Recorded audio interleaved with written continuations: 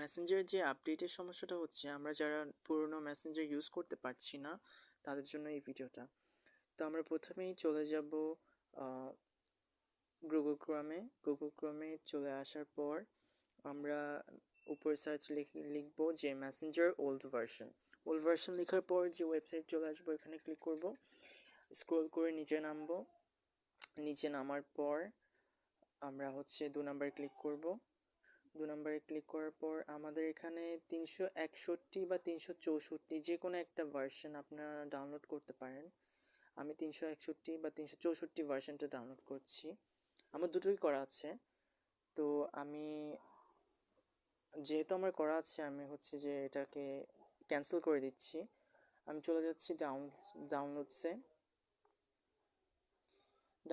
চলে আসার পর এখানে দেখতে পাচ্ছেন যে 367 364 ভার্সন আছে।